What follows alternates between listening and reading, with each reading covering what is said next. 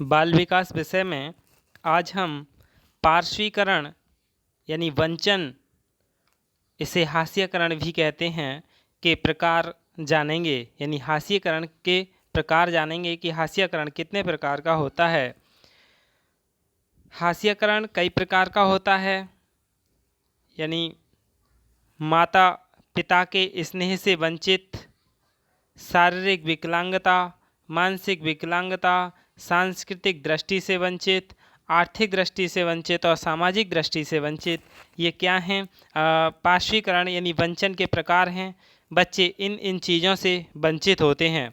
एक तो माता पिता के स्नेह से जो वंचित बच्चे होते हैं वो बहुत जल्दी से हाशिए पर स्थित हो जाते हैं, क्योंकि उनमें हीनता आती है, वो स्नेह वो प्यार नहीं मिल पाता है।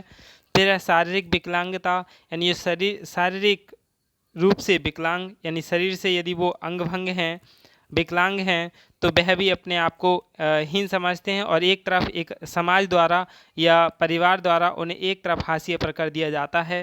फिर है मानसिक विकलांगता, यानी जो मानसिक रूप से थोड़े मंद बुद्धि हैं या जैसे जिनका आईक्यू लेवल कम है, उनके लिए एक तरफ कर दिया जाता है। सांस्कृतिक दृष्टि से वंचित, यानी समाज में यदि बालक या कोई भी सांस्कृतिक रूप से वंचित है, सांस्कृतिक दृष्टि से, तो उसके लिए भी हाशिया पर स्थित एकत्रित कर दिया जाता है। फिर है आर्थिक दृष्टि से वंचित और सामाजिक दृष्टि से वंचित। तो हम आर्थिक दृष्टि से वंचित और सामाजिक दृष्टि से वंचित वर्ग के बच्चों के बारे में जानेंगे कि ये कैसे होते हैं।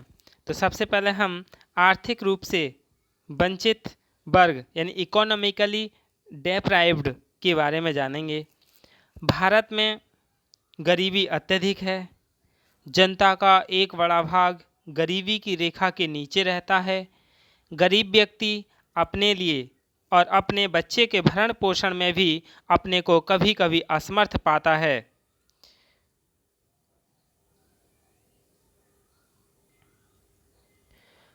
भारत में बहुत से बालक ऐसे हैं जिनके माता पिता बहुत गरीब हैं। गरीब माँ बाप अपने बच्चों को स्कूल नहीं भेज पाते। वे बच्चे को घर का काम लेते हैं, यानी घर पर जो भी व्यवसाय चल रहा होता है उसमें उन बच्चों से काम लेते हैं। यदि बच्चे खेती पर उनके रोजगार में सहायता न करें तो उन्हें और उनके पूरे परिवार को 2 समय का भोजन भी न मिलेगा। इसलिए वे बच्चों को स्कूल नहीं भेजते। यदि वे बच्चों को स्कूल भेजना भी चाहते हैं तो बच्चों की कॉपी किताब के लिए भी उनके पास पैसे नहीं होते। भारत पंचवर्षीय योजनाओं में गरीबी उन्मूलन के प्रयास किए गए हैं। गरीबी उन्मूलन के नारे की वैसाखी से स्वतंत्रता यानी स्वतंत्र भारत में कई सरकारें सत्तारूढ़ हुई हैं, किंतु इस दिशा में प्रगति बहुत धीमी रही है। हमारे शिक्षा आयोगों ने इधर ध्यान दिया था और अनेक महत्वपूर्ण सुझाव दिए थे। शिक्षा नीतियों में भी इस ओर ध्यान दिया गया था। भारतीय संविधान ने 6 से 14 वर्ष के बालकों के लिए शिक्षा को अनिवार्य बनाने का निर्देश दिया था और 10 वर्ष में इस लक्ष्य को प्राप्त करना था। संविधान के लागू होने के कितने दिनों बाद भी, कई वर्ष बीत गए, उसके बाद भी आज तक लक्ष्य को प्राप्त नहीं कर पाए हैं।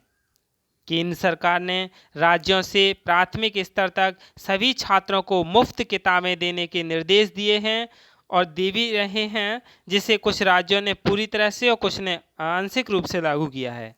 धन की समस्या ने अनिवार्य निःशुल्क शिक्षा में कठिनाइयां उत्पन्न की हैं। इन कठिनाइयों पर विजय पाने के लिए हमने विश्व बैंक और अंतर्राष्ट्रीय संगठनों से भी सहायता प्राप्त की है।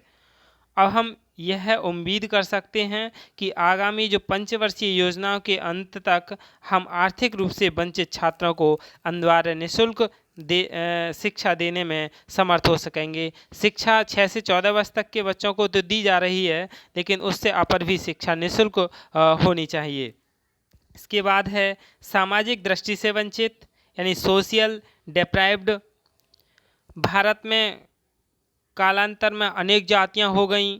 इन जातियों में शूद्रों को निम्न जाति माना गया और देश के कुछ भागों में तो उन्हें छूना मना कर दिया गया। अस्पृश्यता भारत का एक सामाजिक कलंक बना। ये जातियां सामाजिक दृष्टि से सुख सुविधाओं से वंचन कर दी गईं। इन्हें समाज में रहने, लोगों के साथ उठने बैठने एक साथ भोजन करने, एक कुएं से पानी लेने को मना कर दिया गया। सामाजिक रूप से वंचित वर्ग सामाजिक दृष्टि से निर्बल होने के कारण आर्थिक दृष्टि से भी निर्बल व वंचित हो गया।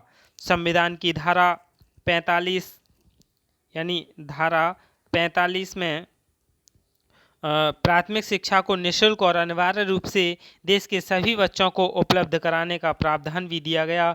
इसके बाद देश की पहली राष्ट्रीय शिक्षा नीति 1968 यानी पहली राष्ट्रीय शिक्षा नीति थी ने भी सरकार के इसी प्रकार के इरादे को दोहराया गया। दूसरी राष्ट्रीय शिक्षा नीति 1986 यानी दूसरी कौन सी थी? 1986 शिक्षा नीति थी। संशोधित राष्ट्रीय शिक्षा नीति 1991 यानी दूसरी संशोधित कौन सी थी? राष्ट्रीय शिक्षा नीति 1991 तथा राष्ट्रीय शिक्षा नीति की कार्य योजना 92 थी यानी 1992।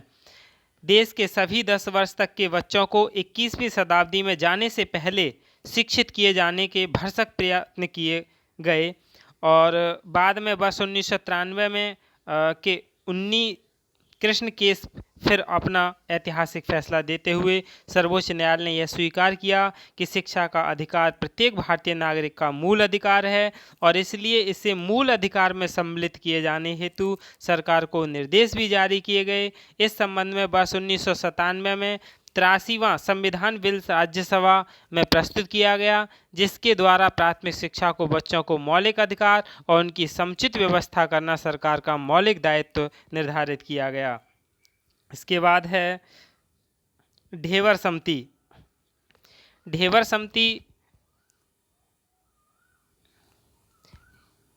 समिति ने क्या किया था कि स्वतंत्रता के बाद भारत सरकार ने अनुसूचित जातियों और जनजातियों की शिक्षा की वास्तविक स्थिति व समस्याओं को जाना। तभी यूएन ढेबर की अध्यक्षता में वर्ष 1960-61 में ढेबर समिति का गठन किया गया। आयोग ने इनके समस्यात्मक कार्यकलापों का अध्ययन कर हर प्रकार के साधनों तथा देश की विभिन्न समस्याओं के द्वारा अथक परिश्रम कर यह पता लगाया कि अनुसूचित जाति की बालिकाओं की शिक्षा में किन सुविधाओं की व्यवस्था नहीं हो पा रही है। ढेबर समिति ने भारत की राज्य और केंद्र सरकारों से आग्रह किया कि विशेष कार्यक्रम और निर्देशन में अनुसूचित जाति तथा जनजाति के लोगों में परिवर्तन लाने के लिए इनमें प्राथमिक शिक्षा का विकास किया जाए। इसके अलावा समिति ने निम्नलिखित सुझाव भी दिए। वो सुझाव क्या हैं? यानी इनके क्षेत्रों में विशेष विद्यालय स्थापित किए जाएं, इनमें ऐसे अध्यापक नियुक्त किए जाएं जिन्हें पिछड़ी जातियों के जीवन तथा उनकी संस्कृति का अच्छा ज्ञान हो। इन जातियों में निःशुल्क शिक्षा, मध्याह्न भोजन, पुस्तकें, वस्त्र एवं लेखन सामग्री आदि निःशुल्क व्यवस्था के रूप में दी जाएं। इन जातियों की शिक्षा व्यवस्था में हस्तलिपि का विशेष ध्यान दिया जाए। इन विद्यालयों में शिक्षकों को आवास आदि की विशेष सुविधा दी जाए। प्राथमिक शिक्षा में आदिम जातियों की शिक्षा में उनकी भाषाओं को ही प्रयोग व विकास किया जाए एवं उनकी ही भाषाओं की पुस्तकें तैयार की जाएं। इनकी भाषा और संस्कृति का पाठ्यक्रम में स्थान दिया जाए। और आयोग ने अनुसूचित जाति तथा जनजाति की बालिकाओं के लिए आवासीय आश्रम स्कूल बनाने का प्रस्ताव किया। आयोग ने इन स्कूलों को पूरे देश में लागू किए जाने का प्रस्ताव किया। जो इस समय विद्यालय इस तरह के खोले भी गए हैं। अब हम संवैधानिक संरक्षण यानी कॉन्स्टिट्यूशनल प्रोविज़न के बारे में जान लें कि संवैधानिक संरक्षण क्या है इन वंचित वर्ग के बच्चों के लिए या हाशिए पर स्थित जो बच्चे हैं। संविधान में अनुसूचित जातियों, अनुसूचित जनजातियों और अन्य कमजोर वर्गों के शैक्षिक और आर्थिक हितों को बढ़ावा देने और सामाजिक कमियों को दूर करने के लिए सुरक्षा और संरक्षण की व्यवस्था की गई है। इनके लिए विशेष व्यवस्था की गई, जैसे छुआछूत दूर करना और किसी भी रूप में इस कुप्रथा पर प्रतिबंध लगाना अनुच्छेद 17 में है।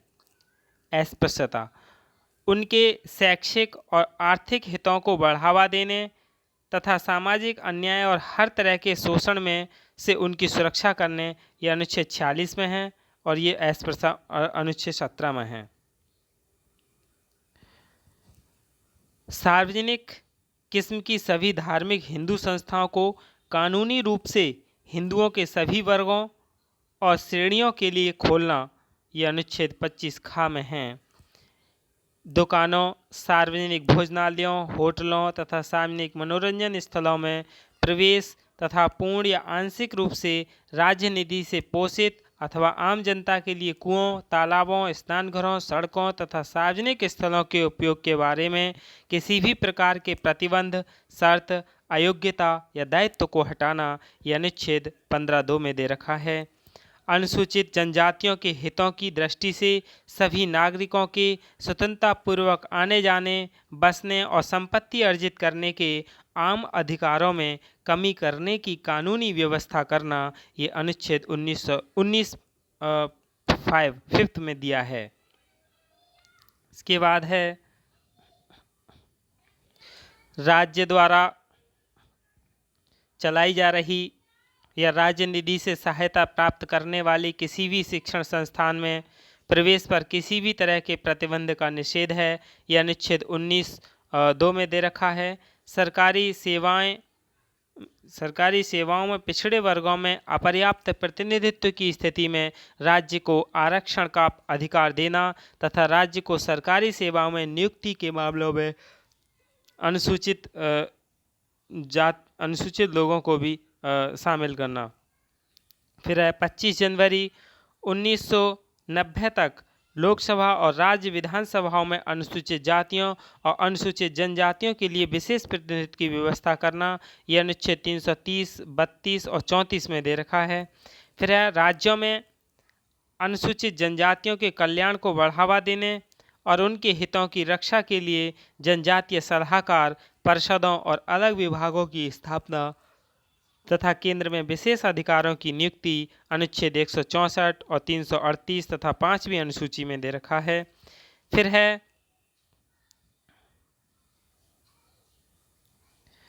अनुसूचित और जनजाति इलाकों के प्रशासन और नियंत्रण के लिए विशेष व्यवस्था करना, अनुच्छेद 24 और 5वीं तथा 6ठी अनुसूची में है। मनुष्यों के व्यापार और जबरन मजदूरी पर रोक लगाना, यह अनुच्छेद 23 में है। तो संवैधानिक संरक्षण भी हाशिए पर स्थित बच्चों के लिए बनाए गए हैं और इनका प्रयोग भी किया जाता है। धन्यवाद।